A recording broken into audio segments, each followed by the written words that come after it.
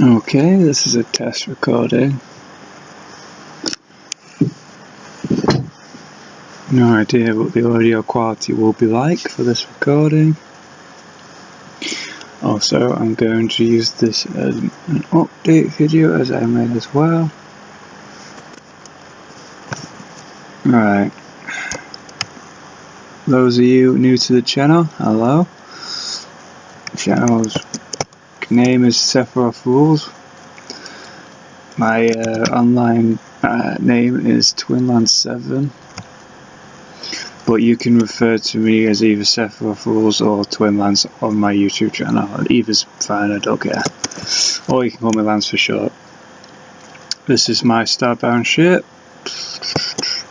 This is purely for checking if the recording software works.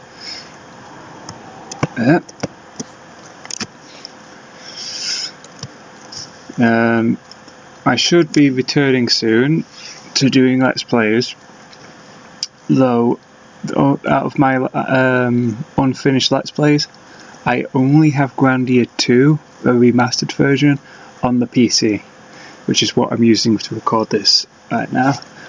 So that means I won't be able to continue my Final Fantasy 12 Let's Play.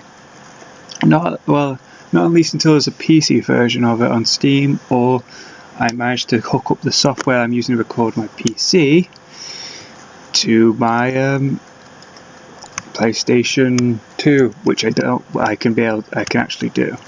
So like I said, so it's probably, I'm either waiting for a remake of Final Fantasy 12 to come out on a system which I can record on, or it's going to be abandoned until I get the software to sort that out. But like I said, we may be able to continue the Gran Dia Let's Play. It's been a long time since I've done that. Any of you originally watched the original Let's Play know it's a couple of years old. But apparently the remastered version comes with a couple of additions, including difficulty spikes and stuff, with a couple of achievements too. And obviously it'll be of a higher quality. So if my recording software works, and if there's not, plus I've bashed the original hard, so I'll know if they've changed anything if we play through the remastered version. But yeah, this is just me checking the quality of the recording, so enjoy. This is a mutated planet on Starbound, which means you need to wear anti-radiation equipment, which is this. Boop! Radiation EMP. It's at the hardest setting in the game. Not end game stuff, but if you've never played Starbound, it's definitely further into the game. Most people will have done the story mode integrated into this, and most of you that got to this point would have either done story mode up to like 3 quests in, which is after there's like multiple races basically in this game. I'm playing a Hytale, which is basically a fish people. Sadly they haven't added any racial abilities or anything, so really it's for aesthetics reasons. Like the ship you get is different, the pet you get on your ship, which I might show you later, they're based on your race. But other than that, just how NPCs interact with you is slightly changed dialogue wise, and when you inspect items, which you can do with this, see if we can inspect anything on here, find something like this torch, different dialogue will come up based on your race. But other than that, your race really doesn't matter, which I guess it's not too bad in case, you know, we're not going for a bias of races. Then you go in to just pick which one looks the best for you, and you can enjoy yourself without thinking, oh damn, I wish I could do what that race could do. Though it does somewhat restrict replayability, because obviously you're not going to play through on a different race other than for aesthetic reasons. Like on Oblivion, I usually play an Argonian, and that means at the beginning of the game I get to go anywhere in the ocean, which is a completely different experience from me using any other race in that game. Yeah, I've not got the best loot, but it's pretty cool.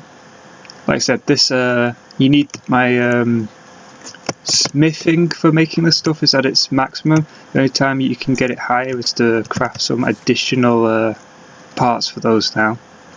This is a prison spawned area. This every wall's procedurally generated. It's all been looted already. There used to be prisoners in here I'd killed. We're just going through. See this? This is a colonist. Based on where you plop them, you'll get different colonists. Like these are prisoners, but they're friendly. You can call them in. Boop. There we go. Now, what I'm going to be looking for is a material that I need to progress further in this game, which is this, Durasteel.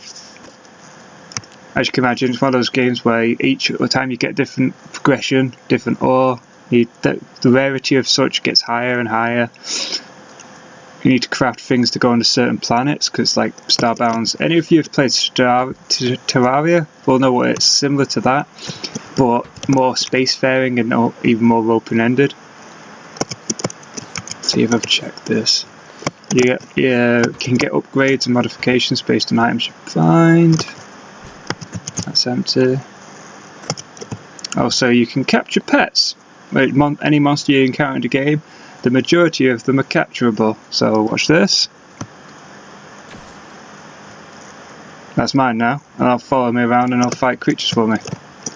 Now, you can get some of the capture pods required for that early game, but generally you can't heal the monster once it's dead until later game, once you've crafted a healing station, which takes like end game materials and stuff, which was a pain in the butt, but I managed to get to that point in the game.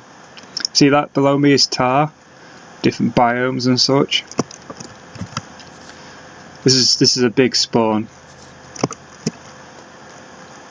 Usually you don't get buildings of this size unless it's a village, which spawns on randomly.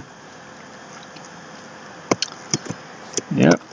But yeah, I'm looking into potentially doing some Let's Plays of some of the Steam games. And like I said, if I can get the system to set up so I can connect the PC and use this clone software on my consoles, I may return to doing some of my console games too. Yeah. Well, I'll show you some more combat. Radioactive rocket launcher. Does that damage over time? Game has a hunger system. That's crafting.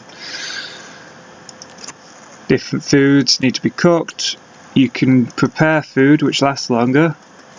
Gives you different health bonuses if you've combined foods to make different types of foods. Like if you find a steak and you just cook a steak, it'll just fill your hunger up. But if you find some wheat and grains and combine the two, you can make dumplings and stuff like that, and that will give you more. It fills you up more as the combined amount, and so that means it doesn't take as many item slots up. So later game you really want to start investing in cooking ingredients and stuff, because you can farm and stuff too. There we go. Creatures have a random drop chance. You'll find random ingredients like here, milk. You can get a cow, or called a mushi in this, that can spawn milk for you.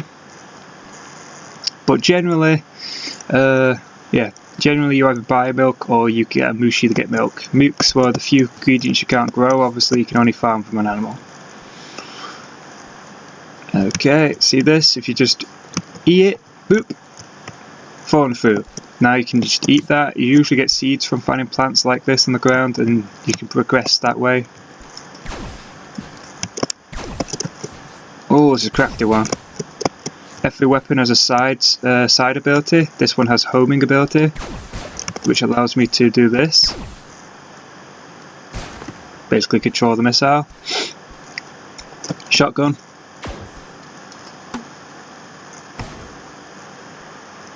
Incinerator grenade rounds, basically. This does a barrier. Now, generally, use what's called the matter manipulator to gain materials, and you can place materials.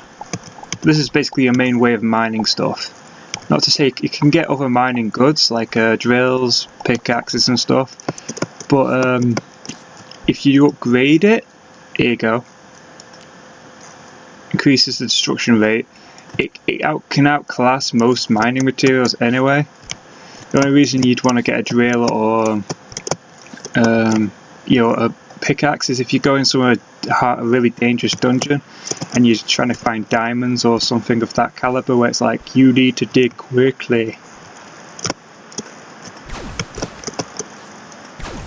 Plus they take up item space, which is a crucial element of this game, as you can see. You don't want to go into a dungeon without space for putting your loot in, basically.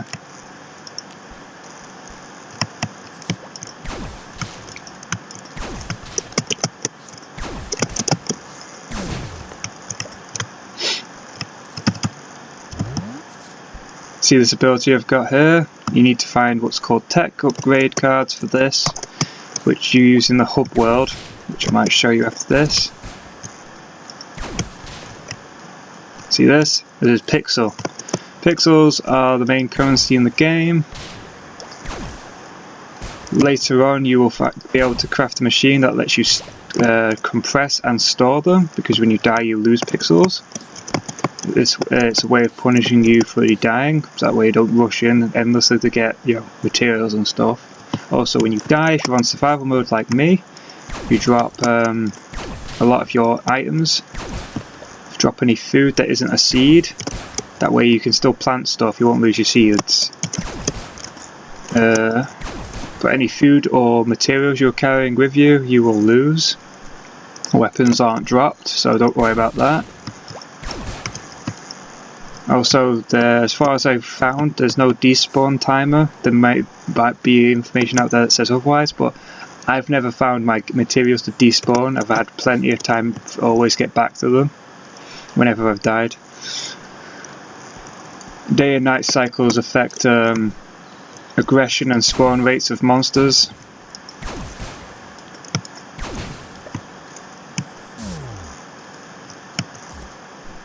Okay, I've got some mostly torches with me now. You can get other light sources. Let's have a look down here. There we go. Yeah, the reason I can breathe underwater isn't because I'm a fish person, which would have been nice, but it's because of my breathing apparatus, which is also preventing the radiation on this mutated world from pretty much killing me. And here we go, what we were looking for. Also, I like the physics in this game are pretty fluid, no pun intended. So yeah, you could generally use water and other means. Certain materials will convert other materials. So for instance, you put poison in water, or the water will convert to poison. There's water in the game that heals you, which if you place it in water, it'll turn all the water into healing water. This means yes, you can basically farm conversion liquids. Basically anything you can convert into another liquid, just go to a world with a ton of water and boom. Oh, we found a tech card.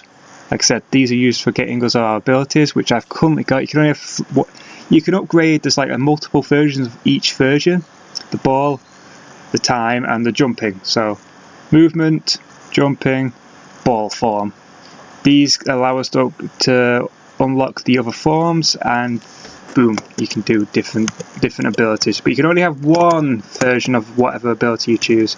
So there's one that lets you turn into a ball and float on to the top of the water. The one I prefer to use, which is my main one, is the ability to climb on walls, because there's some situations where it's just a pain in the butt to get to something. and yeah, there's fall damage. For instance, like this, you can just whoop. So there's a lot of places you can easily get to now because you stick to the wall. It's also got multiplayer, as you can see. Invite someone to the party, know the player's name, they can join onto your server. The game doesn't cost that much actually, it's I think it's like £11.99. So if you've got like some money left over and this seems like your kind of game, give it a shot. Yeah. We're gonna show you where the loot's like in one of these dungeons. Here you go. That's got, I don't know what the drop rate for everything is, but obviously that's like, leather's not that important, but certain items do use it.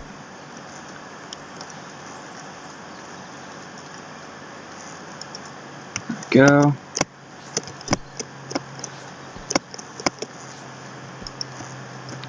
Not all monsters are hostile. Doesn't mean you can't kill them still. You get the loot. Right.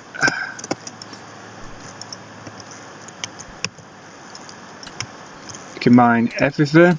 It's a distance-based thing. See? This creature is just like chilling.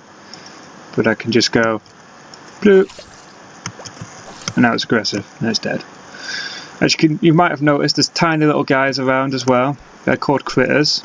They don't do anything. You can capture them though, and they can have little bunny rabbits with skulls with tiny legs. They're just like little extra things that waddle about that give the world life, but they don't actually do anything. I'm not even sure if there's any achievements on the Steam that for capturing them or anything. So if you get them, they're just literally there for the sake of collecting if you want to collect them.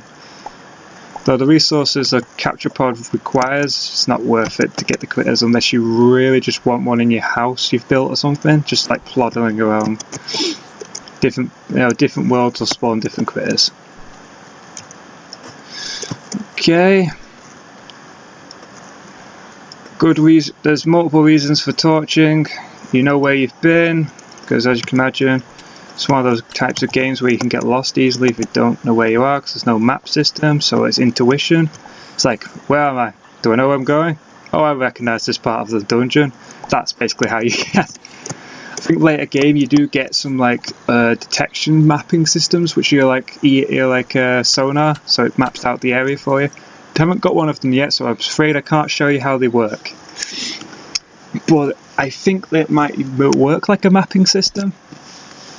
So what I'm saying is, for the most part, if it is a map system in the game, it's late game stuff, though. You're still going to be relying on torches and you're recognising where you've been.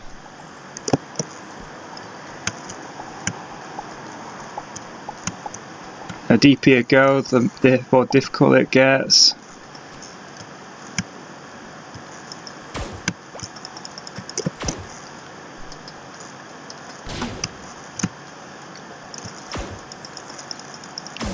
There we go.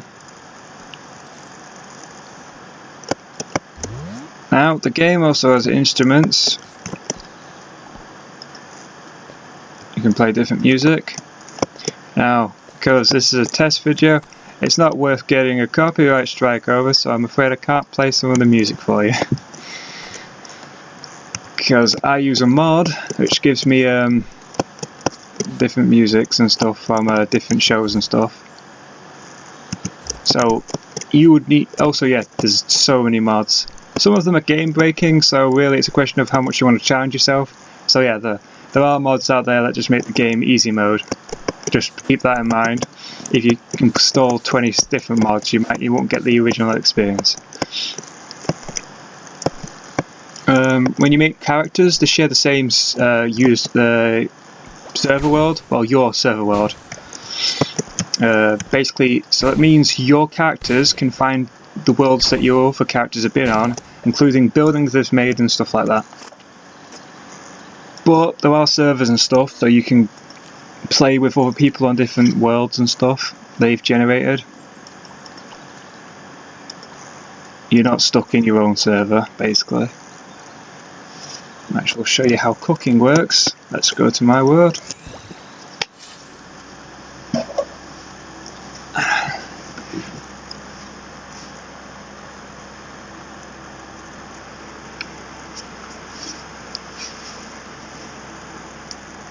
This is generally just, like I said, testing the video footage, recording, audio, feedback, stuff like that. Also, luckily, this thing seems to capture my audio on the system without with my headphones in and all that kind of stuff. So it's like, basically, I can speak and it'll capture the audio from the game without obviously having to hear it through a mic or something. Which is unlike my previous software, I did have to. Oops, I messed that one up. I did have to actually separately record audio, which was a pain. I had to record myself and then the footage which came with the audio, and then I'd have to edit them together. But because this records both of them together, I can record it in one go and not have to edit anything, which is helpful as hell. Because it's the primary reason I couldn't get back into Let's Playing, because I couldn't get the editing software. But if the recording software already does the hard part for me, then I might be able to get back into this.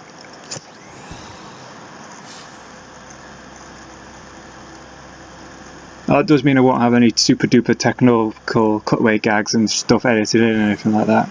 Like, it'll be just the raw footage. So if I ramble on or if I talk utter crap while recording, that's what you're going to be getting. Might as well show you how the cooking's done. Yes, I have a robot chicken. It spawns batteries. I see you can get colony items, which are these, and they spawn colonists. And then you can get quests from them and stuff. Boop.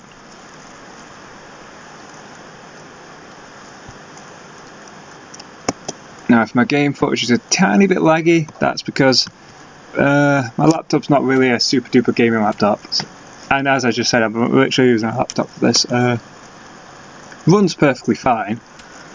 Just one of my colonists getting attacked by a bird back there, but I'll deal with that soon. Luckily they don't perma-die, they kind of just spawn back if they're dealt with. Corn on the cob, bloop. Make me some bread.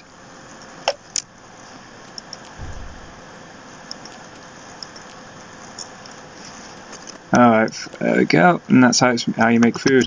Certain foods require multiple ingredients, some require you to make ingredients to make ingredients. It's crafting basically, but with food. As you can see, this is my garden with all the different ingredients and stuff. You use a watering can. Later game you can get automated sprinkler systems. I think I've unlocked the schematics for that. As you can see, you can get NPCs to get items and such.